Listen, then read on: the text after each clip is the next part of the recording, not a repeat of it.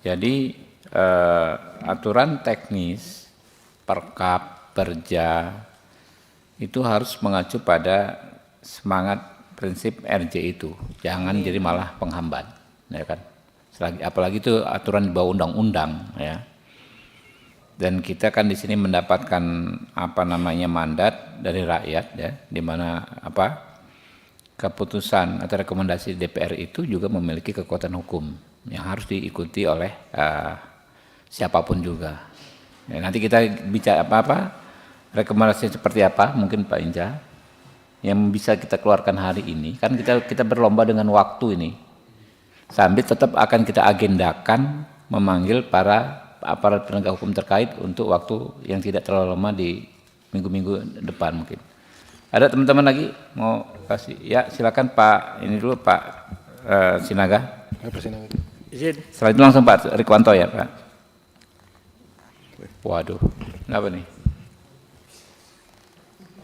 Efisiensi ini kali ya. Pimpinan.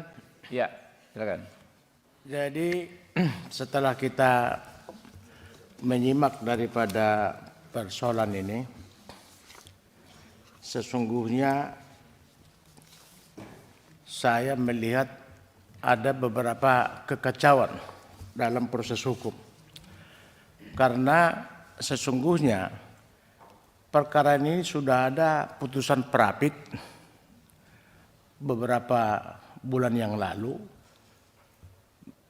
Tersangka dimenangkan Prapit, tapi polisi penyidik membuat laporan baru lagi, SPDP baru lagi, berita acara dan tersangkanya itu juga. Ini aneh. Sebenarnya kalau sudah itu selesai, artinya ngapain lagi? Tak ada yang berubah di dalam berita acara yang ditemukan oleh polisi dan bahkan juga tersangkanya itu. Yang kedua, pimpinan, kita lihat di sini ada pernyataan dari para penyidik, ya boleh restoratif justice, tapi perkara tetap lanjut. Ya namanya restoratif justice itu adalah mengembalikan kepada semula, artinya berdamai, tidak berproses hukum lagi. Itulah yang kira-kira yang sesungguhnya arti daripada restoratif justice. Jadi tidak ada ini berproses lalu ini bisa diapakan, itu bukan namanya restoratif justice.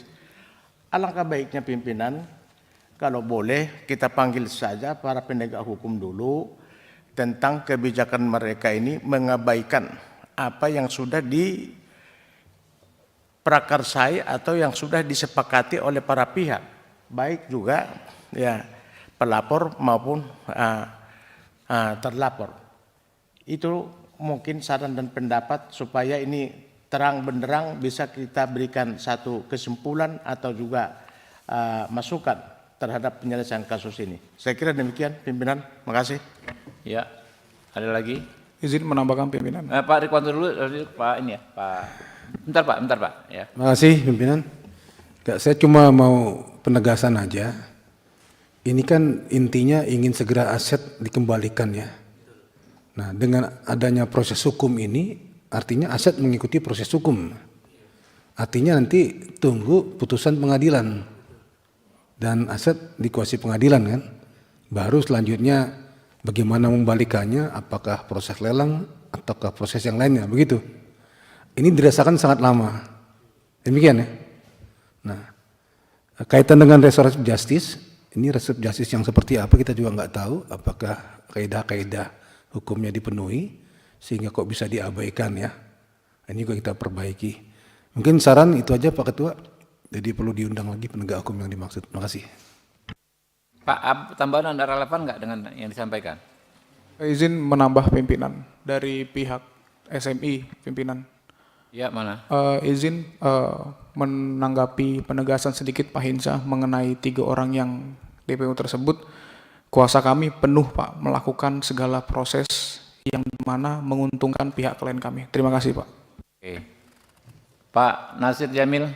Ya, terima kasih Ketua. Saya ingin berempati saja dengan apa yang dialami oleh rekan-rekan kita ini. karena dari 16 laporan yang ditujukan itu 1 di Polda Aceh, ya, 1 di Polda Metro dan 14 di Bareskrim. Saya Dapil Aceh, ya. Jadi Ketua, saya pikir apa yang disampaikan oleh perkumpulan simbiotik multitalenta bersatu ini harus kita tangkap agar kita dorong restoratif justice, dan apa yang tadi disampaikan oleh sejumlah kolega lainnya perlu untuk kita tidak lanjuti, termasuk mengundang ya APH dan juga pihak-pihak lain yang kita nilai penting untuk bisa kita realisasikan permohonan restoratif justice, karena barangkali ini dianggap sebagai alternatif penyelesaian, ya, karena kerugian yang mereka alami tadi itu. Memang yang saya tahu sih, trading ini memang resikonya kan tinggi, ya, dan memang banyak penipuan, dan memang perlu full time untuk aktif melihat pergerakan-pergerakan itu. Karena keponakan saya juga mengalami hal yang sama, dia hampir sedeng gitu ya, kalau kata orang Medan, ya hampir sedeng dia. Mungkin di antara kita banyak yang tidak tahu katanya sedeng itu.